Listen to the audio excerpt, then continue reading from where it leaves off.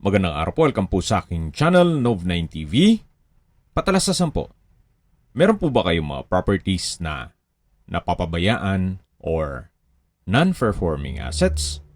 Plan nyo ibenta, pero wala kayong oras pagbenta nito. Kung ito'y pagkakatiwala nyo po sa amin, tawag lang po kayo sa aking numero, usap po tayo, gawan ko po ng video for free. Yes, libre po. Wala po kayong babayaran. Tutulungan pa namin kayong mabenta ang inyong property. Kami na po bala sa marketing, sa boosting, pati po sa paid advertisements, even sa tripping. Hindi na po kayo mapapagod sa pag-entertain ng mga buyers. Kami na po bala sa lahat. Tawag lang po kayo.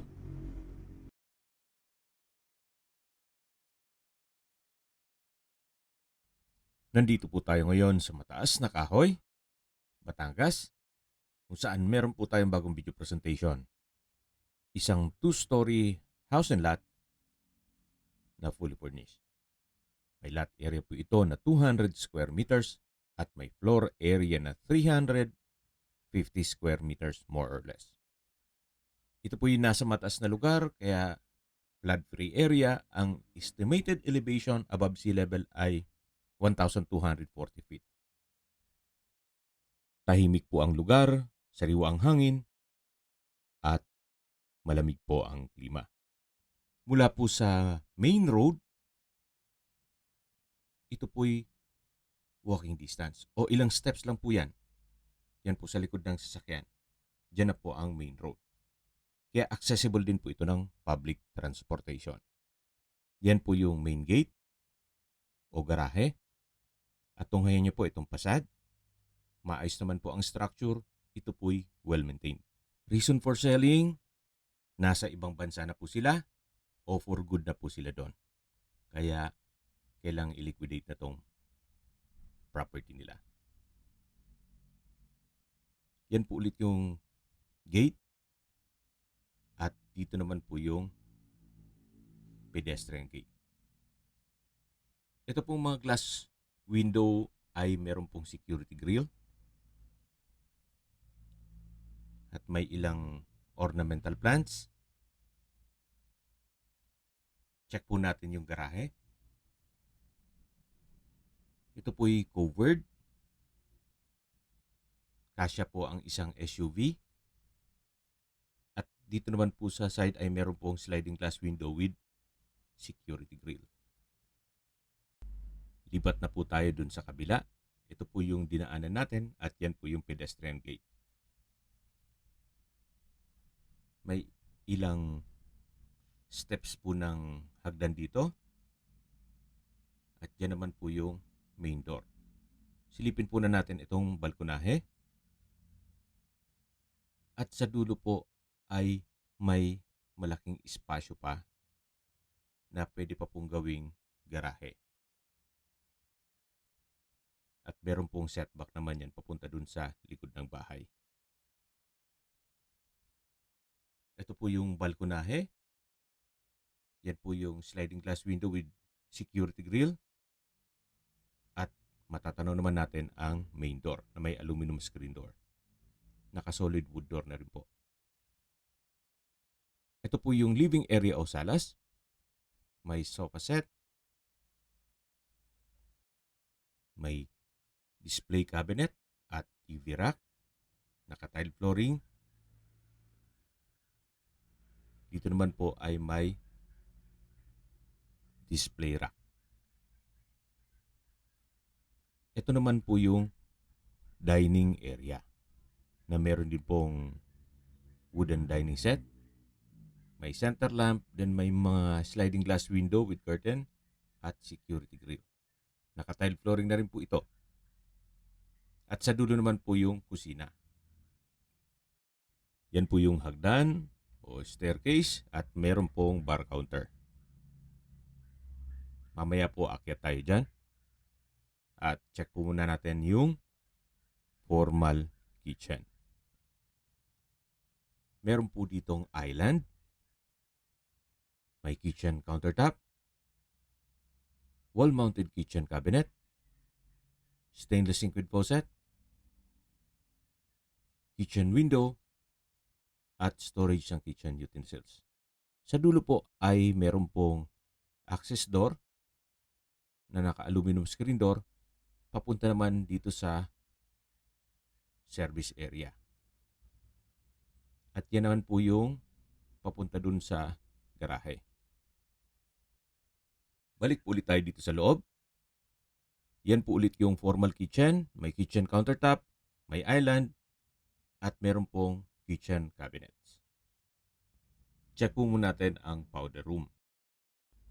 Meron po itong water closet, tissue holder, hand wash basin, vanity mirror, tile bathroom wall, at meron pong bathroom window. Yan po yung powder room at labas na po tayo. Ito po ulit yung dining area.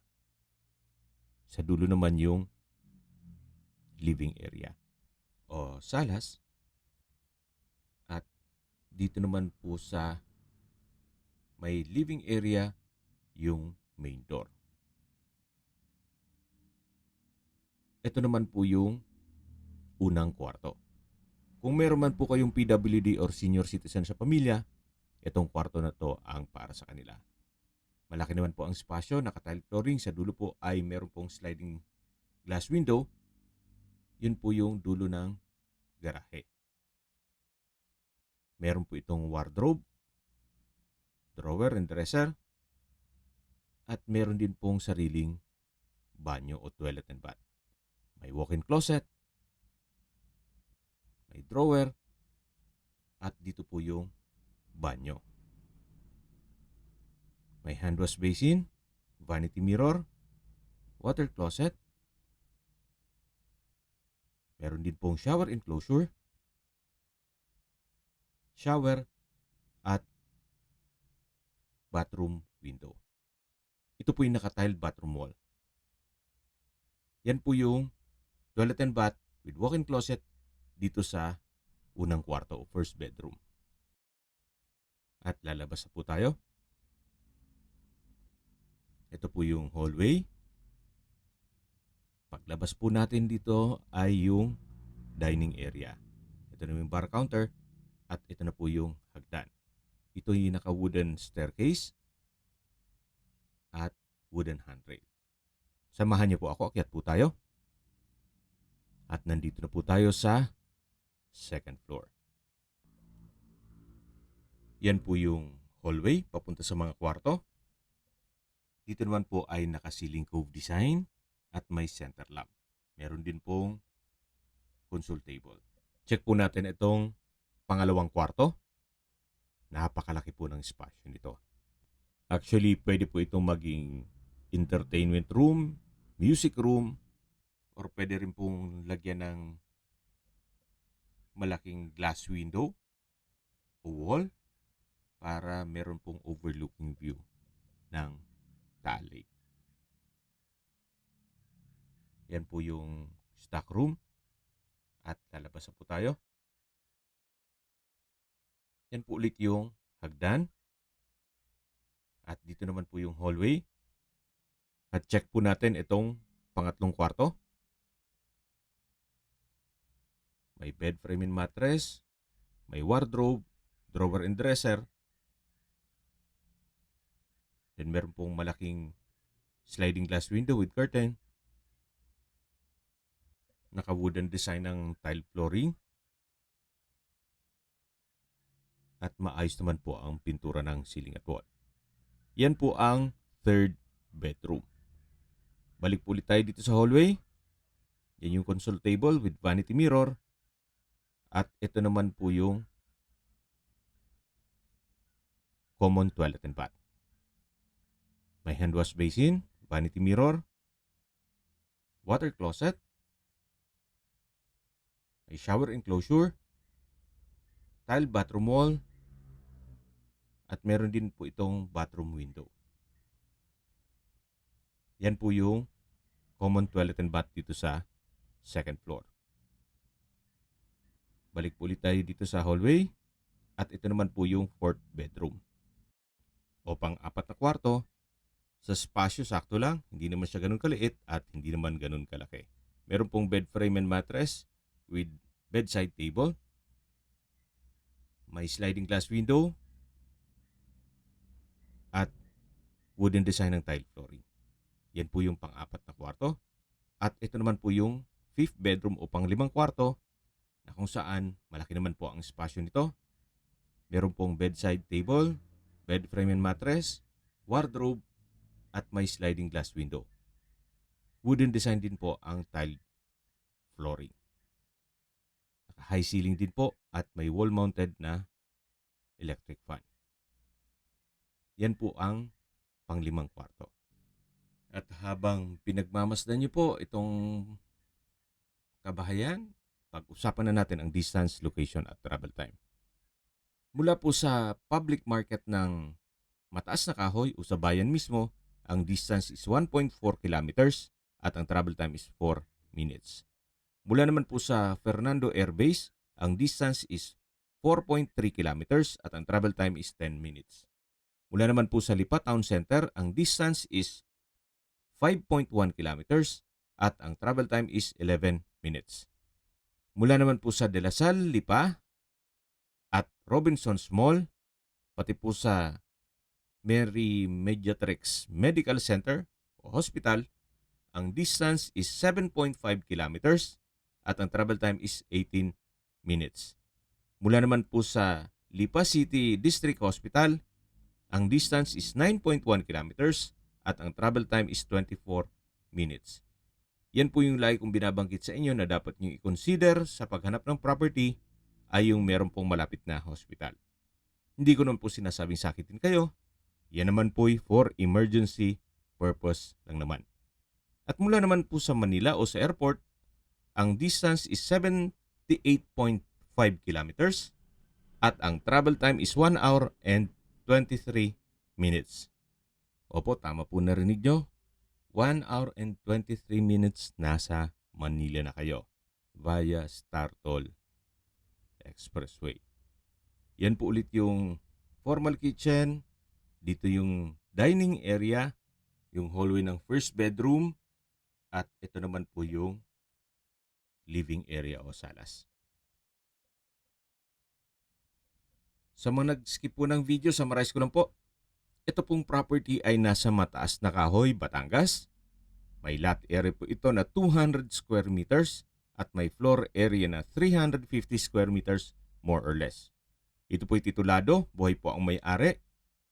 Nasa ibang bansa po sila ngayon, kaya bebenta na lang nila itong property. Meron pong 5 bedrooms, fully furnished, at malapit po sa main road. Walking distance lang po, kaya accessible ng public transportation. Tahimik po ang lugar, sariwa ang hangin, at malamig po ang klima. Napakalapit lang po nito sa mga business establishments at iba pang government offices, especially sa Lipa. Wala pa pong 30 minutes, nandun na po kayo sa business district ng Lipa, Batangas. Yan po, tunghayan niyo po. Maayos naman po siya. Pati pintura, structure, wala po kayong ipapagawa dito. Binebenta po ito ni owner sa halagang 9.5 million pesos net. Ibig pong sabihin, si buyer na po ang sasagot sa lahat ng taxes at expenses with regard to documentation. Kung may mga katanungan po kayo at gusto magpaset ng tripping dito sa property na to, tawag lang po kayo sa aking numero. At sa mga kababayan naman natin na sa ibang bansa, meron po akong WhatsApp, Viber, Telegram at Signal. Same number lang po, 0917-316-3399. Sa mga nagtatanong naman po ng aming Facebook, meron po aming Facebook page na Nov9TV at Facebook Real Video. Meron din pong TikTok at Instagram. May ibang YouTube channel po kami, the Nov9TV channel, Nov9TV Listings, Nov9 TV on the spot, Nov9 TV updates, at Nov9 TV house rental. Sana po naibigyan nyo ang video presentation. Paki-like and subscribe na lang po sa aking channel para ma-update din po kayo sa aking future listings. Kung sakali po hanap nyo yung mas malaking sukat ng lupa, meron din po kami ibang listings na pwede nyong pagpilian. Huwag po kayong mag-atubiling tumawag sa amin. Then, let us know your budget para malaman namin kung anong property pwede naming ilog sa inyo. Sa lahat pong viewers, subscriber at nagtiwala po sa amin, salamat po sa suporta. Ingat po kayo lagi at yung pamilya. Maraming salamat po.